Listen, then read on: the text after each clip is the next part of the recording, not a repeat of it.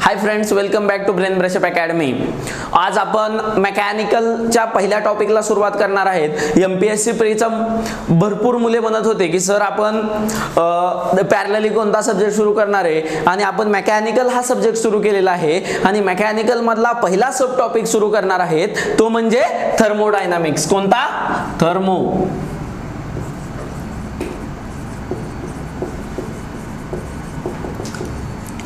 आता जेव्हा आपण मेकॅनिकल शिकणार आहेत तेव्हा इन डिटेलिंग मध्ये स्मॉल कन्सेप्टला कन्सिडर करून की सिव्हिल इंजिनियर आहेत आणि इलेक्ट्रिकल इंजिनियर आहेत, या दोन ब्रँचला कन्सिडर करून ईच अँड एव्हरी सब जो टॉपिक आहे ती इन डिटेलिंग मध्ये जणू काही तुम्ही पहिल्यांदाच शिकताय असं आपण शिकवणार आहोत. त्यामुळे कॉन्सन्ट्रेटली ईच अँड एव्हरी वर्ड आहे का. मेकॅनिकल जो सब्जेक्ट आहे तो एकदम सिंपली आहे आणि 10 मार्क्सला हा सब्जेक्ट विचारला जातो. आणि आपण एक वेगळा व्हिडिओ टाकलेला आहे आधी, ज्यामध्ये आपण अनालिसिस केलेला आहे की आपण मेकॅनिकलचा हा टॉपिक किती मार्काला पडलेला आहे 2017 आणि 2018ला. त्यानुसार आपण त्या टॉपिकला फोर्सफुली कसं कॉन्सन्ट्रेट करायचं हे आपण तिथं सांगितलेलं आहे. तर आज बघा थर्मोडायनामिक्स. थर्मोडायनामिक्स म्हणजे काय?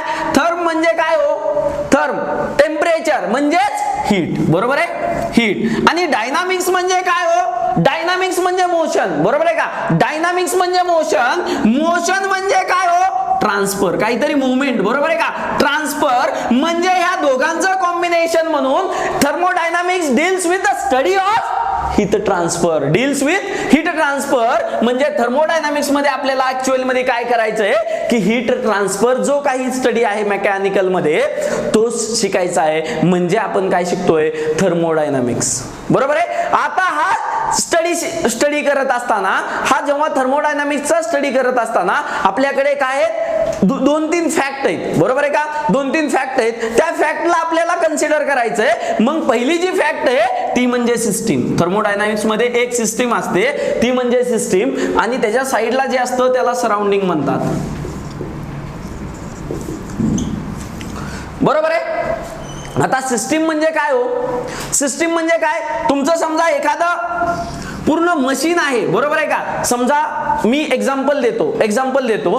तुमचं काय आतमध्ये काय आहे? मोटार आणि बॅटरी आहे. सपोज ह्या सिस्टीम मध्ये मोटर आणि बॅटरी आहे, आणि आपल्या घरामध्ये काय असतं? आपल्या घरामध्ये मोटर आणि बाहेर आपल्याला फॅन फिरायलेला दिसतो, बरोबर आहे? आपल्या घरामध्ये काय असतो? इकडे फॅन फिरायलेला दिसतो, आणि तो आपल्याला कुठे दिसतो? सराउंडिंग मध्ये, बरोबर आहे का? तो कुठे दिसतो? सराउंडिंग मध्ये. म्हणजे सिस्टीम म्हणजे काय की ज्याबद्दल आपल्याला स्टडी करायची आहे, ज्याबद्दल आपल्याला थर्मोडायनामिक्स मध्ये स्टडी करायची आहे ती म्हणजे सिस्टीम. आणि जे काही सराउंडिंग, जे काही डील केलेलं आहे सिस्टीम सोबत, त्याला काय म्हणायचं? इथं फॅन हा काय? सराउंडिंग. आणि ह्या फॅन आणि सिस्टीमला आणि सराउंडिंगला जो इंटरकनेक्शन केलेलं असतं, जे इंटरकनेक्शन केलेलं असतं त्याला काय म्हणायचं? बाउंड्री.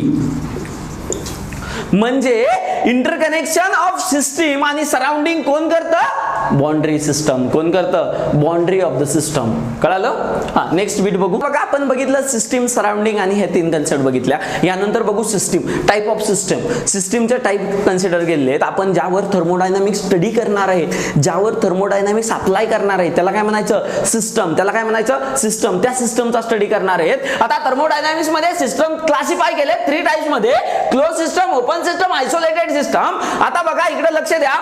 जी क्लोज सिस्टम असते त्यामध्ये मास ट्रान्सफर होत नाही. त्यामध्ये फक्त ट्रान्सफर होतं काय? ट्रान्सफर होतं एनर्जी. त्यामध्ये काय ट्रान्सफर होतं? एनर्जी. ज्या सिस्टम मध्ये, क्लोज सिस्टमचं मी एक एक्झाम्पल देतो, ज्या सिस्टम मध्ये काय ट्रान्सफर होतं? फक्त काय होती? एनर्जी ट्रान्सफर होते आणि मास ट्रान्सफर होतं. त्याचं बेस्ट एक्झाम्पल बघा. इकडं समजा गॅस आहे, बरोबर आहे का? आपलं काय असतं? गॅसचं प्रेशर कमी होतं, जास्त होतं, बरोबर आहे का? गॅसचं प्रेशर बघा, ही गॅस, हे काय आहे? आपला स्ट्रोक आहे, समजा पिस्टन आहे. ती काय करतोय? फोर्सफुली काय करतोय? एक्सपांड करतोय, आणि परत काय करतोय? व्हॉल्यूम इन्क्रीज करतोय, बरोबर आहे? इकडे जाताना आणि इकडे जाताना काय करतोय? व्हॉल्यूम कमी करतोय. पण हे गॅसची क्वांटिटी वाढतीये, कमी होतीये का हो? नाही. गॅसची क्वांटिटी कमी आणि जास्त आणि वाढतीये का? काय चेंज होतीये का? म्हणजे मी काय म्हणतो? Here mass constant. इथं काय राहतंय? मास कॉन्स्टंट. पण सक्शनने बघा एनर्जी ट्रान्सफर होतीये, बरोबर आहे का? काहीतरी डिस्प्लेसमेंट होतीये म्हणजे एनर्जी ट्रान्सफर होतीये. काय होतीये? डिस्प्लेसमेंट होतीये म्हणजे काय होतीये? एनर्जी ट्रान्सफर होतीये.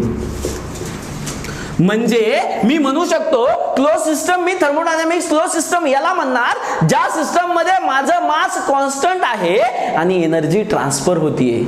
त्या सिस्टमला काय म्हणायचं? त्या सिस्टमला काय म्हणायचं? Close system. आणि ह्या सिस्टमला दुसरं नाव आहे कॉन्स्टंट मास सिस्टम. या सिस्टमला दुसरं नाव काय आहे? Constant mass system. कधी कधी तुम्हाला विचारतात कॉन्स्टंट मास सिस्टम म्हणजे काय, त्याला दुसरं नाव काय? तर काय, किंवा त्याला काय म्हणतात?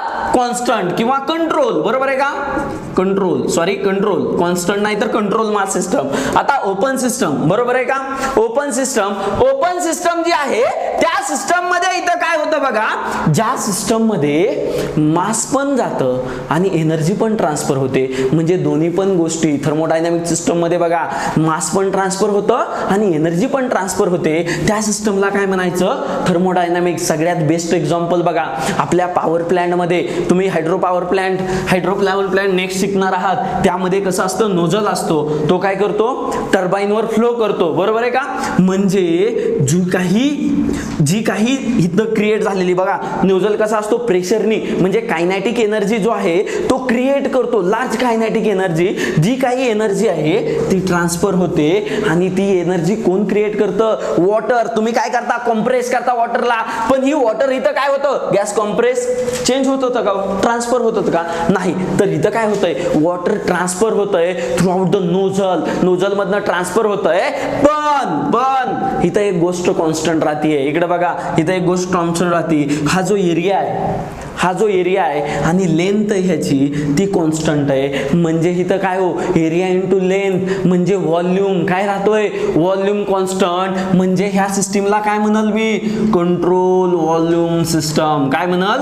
Control volume system. मग ओपन सिस्टीम जर मला विचारला असेल तर मी ओपन सिस्टीम कोणाला म्हणणार? की ज्या सिस्टम मध्ये माझं मास काय आहे? कॉन्स्टंट नाही. काय नाही? माझं मास कॉन्स्टंट नाही आणि काय नाही? Not constant. आणि एनर्जी पण काय होतीये? एनर्जी पण काय होतीये? ट्रान्सफर होतीये. याला मी काय म्हणणार? ह्या सिस्टीमला काय म्हणणार? Open system. आता आयसोलेटेड सिस्टम, लास्ट वन राहिली आयसोलेटेड सिस्टम. आयसोलेटेड सिस्टम कोणाला म्हणायचं? की ज्या सिस्टम मध्ये तुमची एनर्जी पण ट्रान्सफर होत नाही, एनर्जी पण चेंज होत नाही आणि तुमचा मास पण चेंज होत नाही. बघा, थर्मोडायनामिक्सचा फर्स्ट लॉ काय सांगतो? Energy neither be created nor be destroyed. बरोबर आहे का? म्हणजे इनव्हर्स मध्ये जी एनर्जी आहे ती कॉन्स्टंट आहे. मग आयसोलेटेड सिस्टमचं सगळ्यात महत्वाचं एक्झाम्पल, पृथ्वीवर जे काही वेट आहे ते काय? इक्वल आहे. कधी पण ते इक्वल आहे. बरोबर आहे का? म्हणजे मी आयसोलेटेड सिस्टम मध्ये काय लिहू शकतो? की इथं काय आहे? नो मास ट्रान्सफर आणि नो एनर्जी ट्रान्सफर.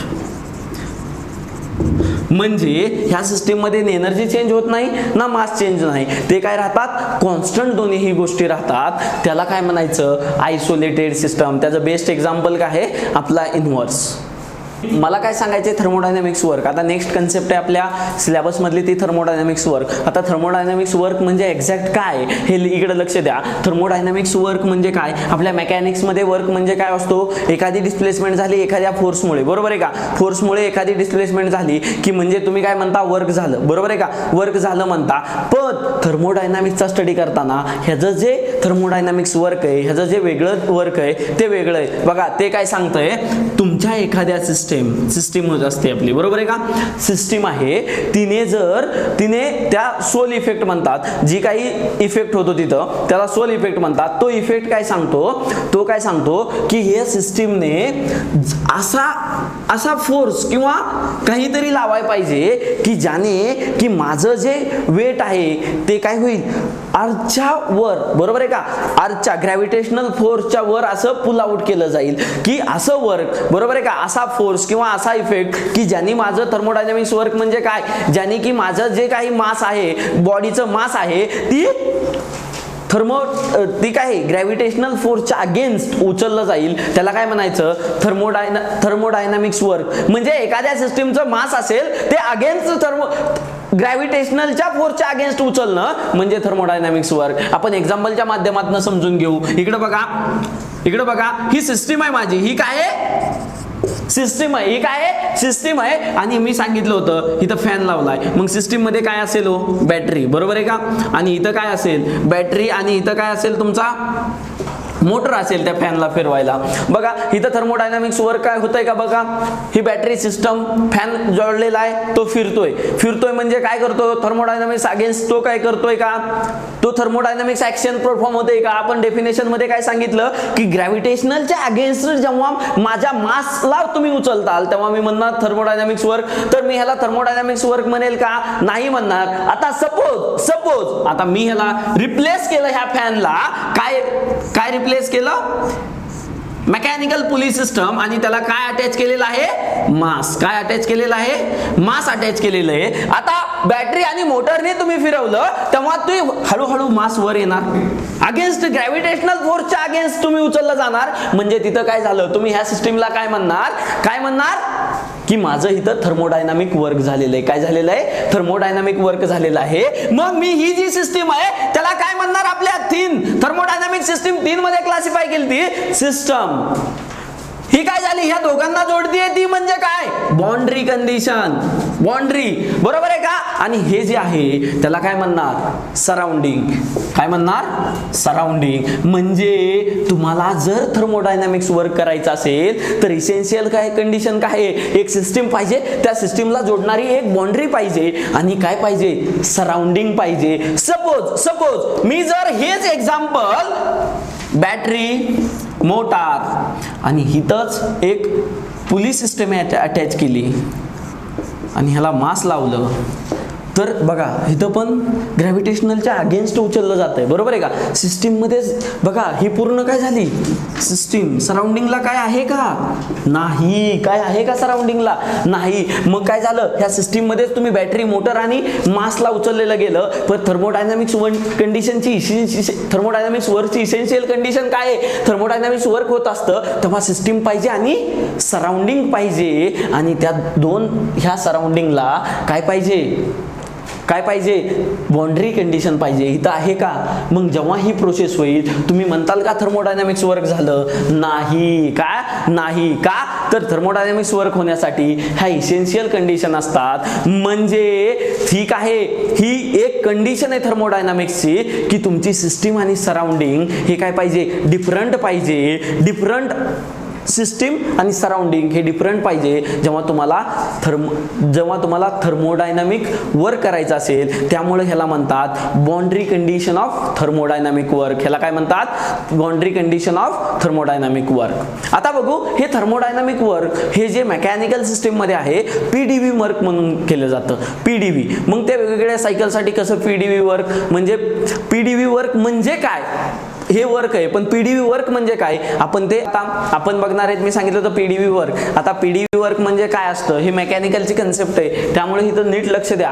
काय आहे बघा पीडीव्ही वर्क मी सांगितलं होतं. सपोज इथं गॅस आहे, अज्युम करा इथं गॅस आहे, त्या गॅसचं प्रेशर P1 आहे आणि V1 आहे आणि इथं काय आहे? ऍटमॉस्फिअर आहे, सराउंडिंग आहे, बरोबर आहे का? इथं ऍटमॉस्फिअर आहे, त्याचं अज्युम करा ते प्रेशर काय आहे? P2 आणि त्याचं व्हॉल्यूम काय आहे? V2. बघा इकडे बघा ही जी प्रेशर आहे गॅसचं प्रेशर ते काय कॉम्पॅक्ट केलेलं आहे as compared to atmospheric pressure पेक्षा मी अज्युम केलेलं आहे की P1 is greater than P2. पहिली कंडिशन काय अज्युम केलेली आहे?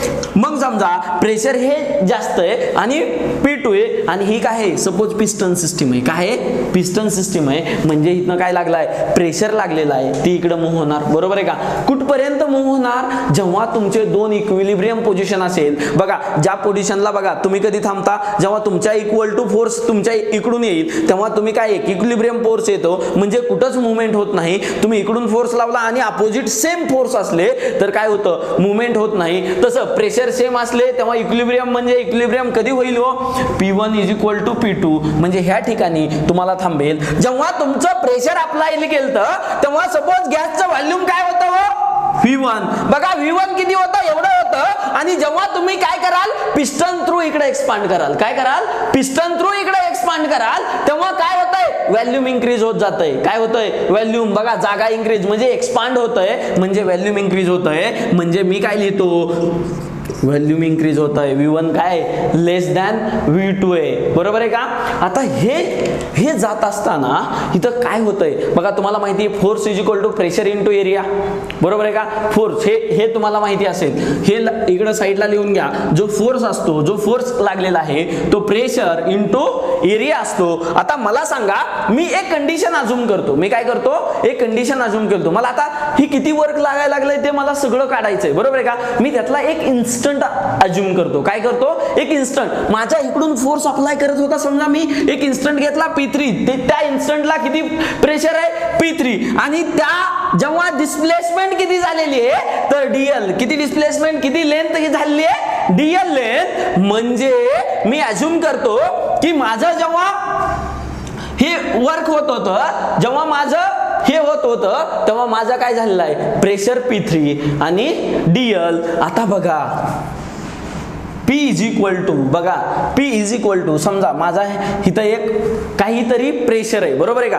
प्रेशर कसं आहे हो, कुणाचा डिफरन्स आहे P3 मायनस P2, एवढं इथं काय आहे प्रेशर आहे, काय आहे एवढं प्रेशर आहे. मग मला सांगा आता जर मला वर्क काढायचं असेल, मला काय काढायचं असेल DW काढायचा असेल, वर्क काढायचा असेल तर वर्क काय सांगतो, वर्क सांगतो फोर्स, काय सांगतो फोर्स इंटू एरिया, काय सांगतो force into displacement, sorry force into displacement. मग डिस्प्लेसमेंट बघा, फोर्स इंटू डिस्प्लेसमेंट, मग हा फोर्स किती क्रिएट झालाय हो, हा फोर्स क्रिएट झालाय. हा फोर्स बघा ह्या दोघांमध्ये फोर्स क्रिएट झालेला आहे. म्हणजे किती क्रिएट झालेला आहे, फोर्स म्हणजे काय प्रेशर, बरोबर आहे. फोर्स म्हणजे कशाला आपण काय केलेलं आहे प्रेशर, आणि